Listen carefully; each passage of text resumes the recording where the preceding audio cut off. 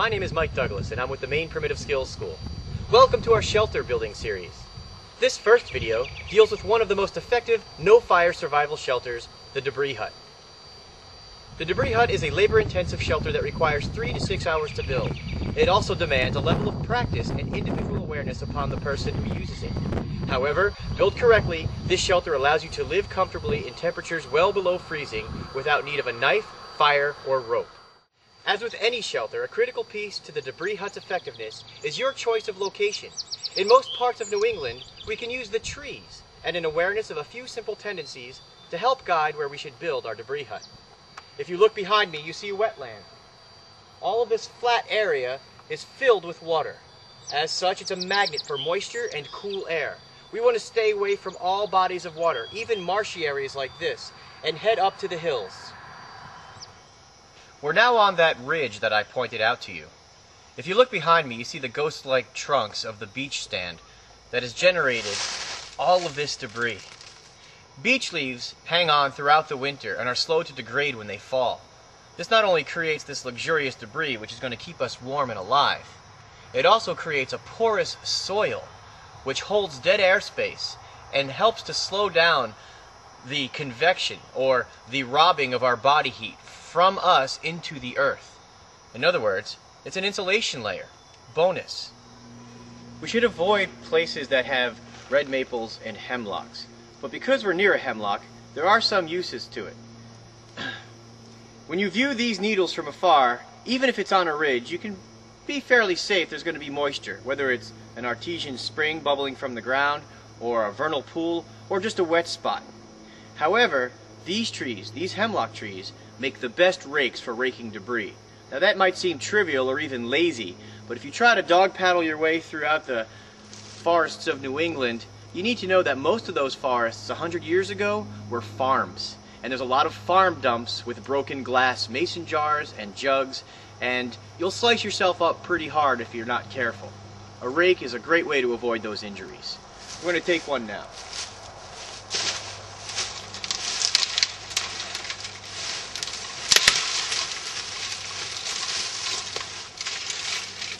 So here's my rake, which brings me to one last point before we move on to the next section. If you're in a survival situation and you happen across a great place to gather materials, gather them while you're there. Don't have to double back. It's just a waste of calories. Now that we got our rake, we're ready to find a location for our ridgepole. So I found a level spot for me to lay on. It looks fairly comfortable. There's no rocks in the area, no roots popping up through. What I want to do next is look for hazards. I'm going to look above me to see if there's any dead snags that might come down in the middle of the night. These widowmakers will pierce through your debris hut, through your chest, and pin your dying carcass to the woods if you're not careful. The next thing you have to worry about, especially in New England, is in-ground hornet nests. Yellow jackets love to burrow in near a rock crevice and create a nest. Kind of uncomfortable at 2 in the morning when you find that out the hard way. Other things might include flood areas, areas that are prone to poison ivy. In the south they have fire ants. Be really sensitive to these hazards. Make sure also that you avoid putting your debris hut in an animal runway. A trail or a run might give you a surprise, a skunk or a raccoon trying to amble its way through in the middle of the night. Well, I found a ridgepole, which is the main beam for our shelter. But on the way to this ridgepole, I couldn't help notice, from quite a distance mind you, this lovely tinder for our fire. Remember what I said about efficiency. If you find something that you're going to need later, take it while you're at the location. Every calorie is precious. I'm going to keep this, put it in my pocket for later, and take my ridgepole.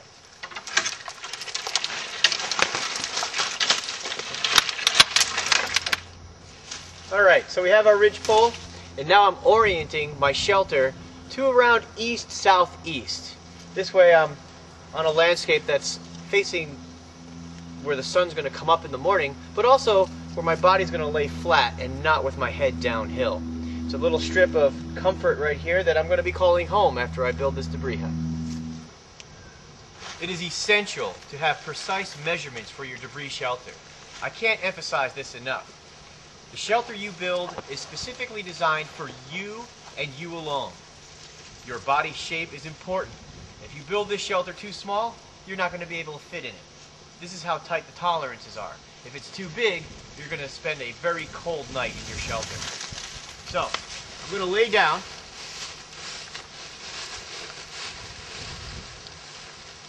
And I'm going to use one hand length to mark the widest parts of my body.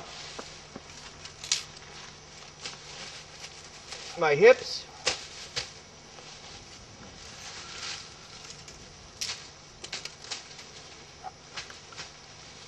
Again, one hand length away from each of them. My shoulders.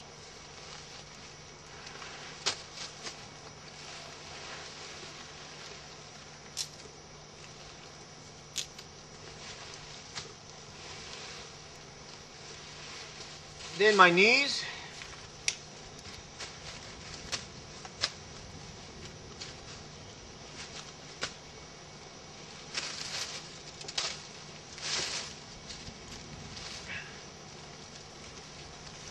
Either side of my ankles.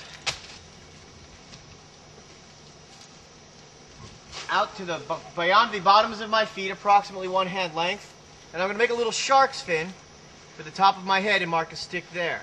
This will give me a rough outline of where I'm going to put the ribs after I prop up my ridgepole. We've got to prop up our ridgepole. Now we could do this with a rock or between the fork of two trees like this, or even with a branch coming off. That's fine. But we're going to assume that you don't have any of that available and start from the get-go with forked sticks. Here's a little trick. This stick's a little too long for our purposes. We want our ridgepole to be propped up around inseam height or crotch high. So I'm going to cut this down to size. Now this is beech. It's pretty hard to break. So we're going to want to break it at a fairly precise spot, right around here. To do that, we're going to wedge it between two trees and use them as a fulcrum and lever. That way we can put the break exactly where we want it.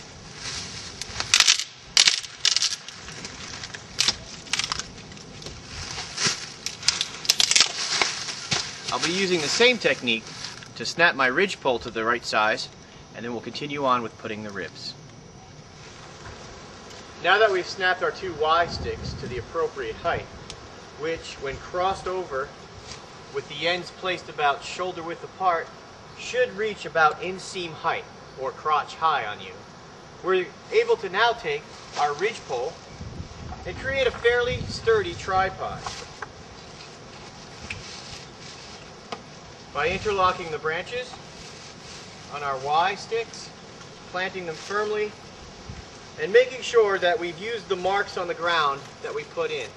In this case, the stick that's one hand length above my head is directly underneath where these Y sticks lock. That gives a little overhang for me to slide into and protects you against the weather.